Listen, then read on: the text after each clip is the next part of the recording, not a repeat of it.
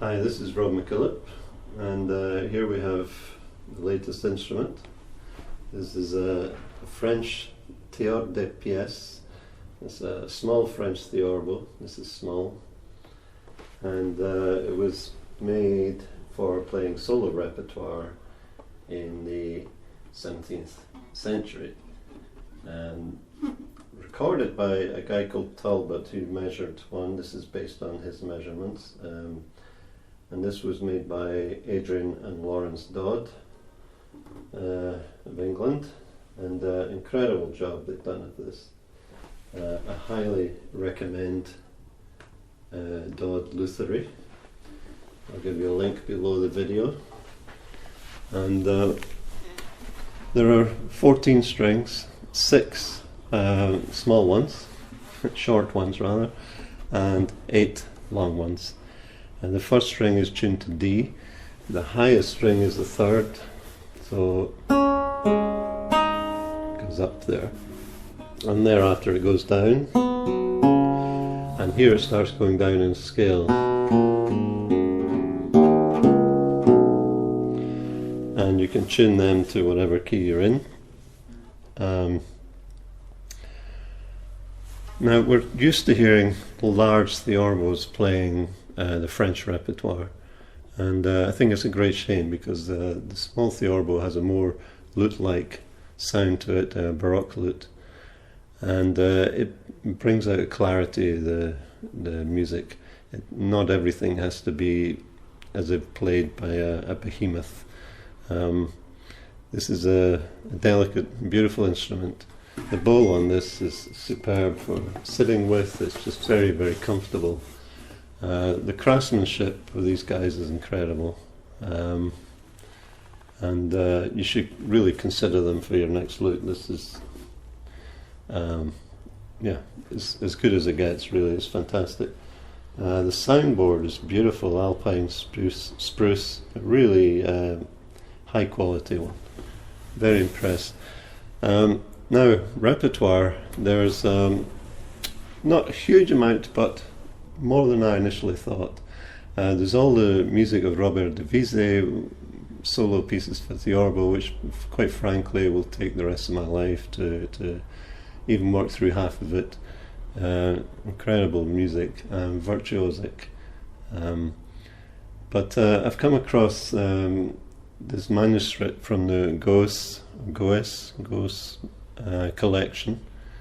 It was published by Tree Editions.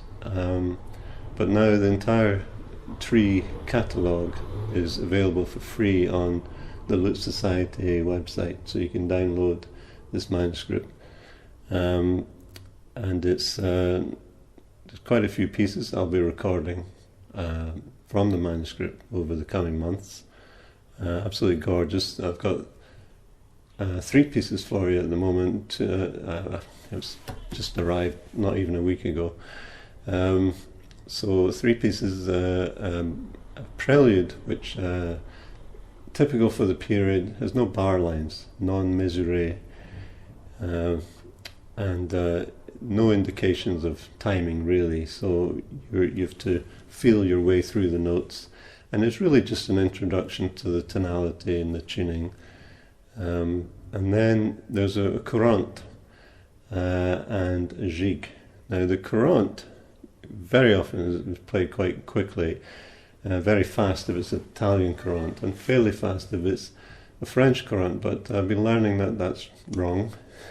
The French courante was actually the slowest dance in the suite of dances.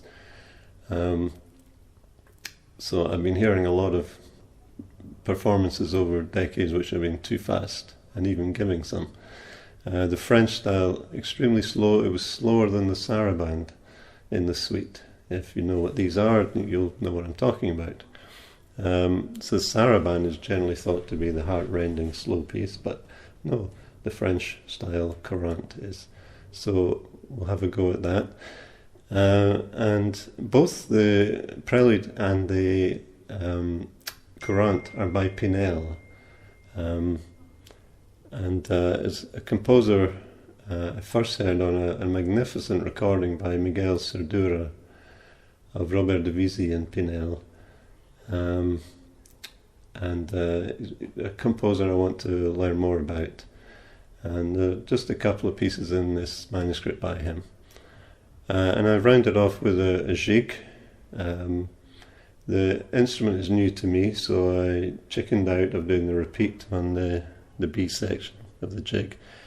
And I'll practice it. It'll be faster because the jig, again, it's not what you might expect. It's jigs are generally in 3/time, da da da da da da da da da. But the French jig was in 4/4 time, and very different. But it should still be played at a bit of a lick. But it's not quite as fast as you would normally expect for a jig. So there you are, things not quite as they seem. Get yourself one. This is possibly, I would say this is the most enjoyable lute to play that I've ever had. And I'm really knocked out with it. So you'll be hearing more of it. Right.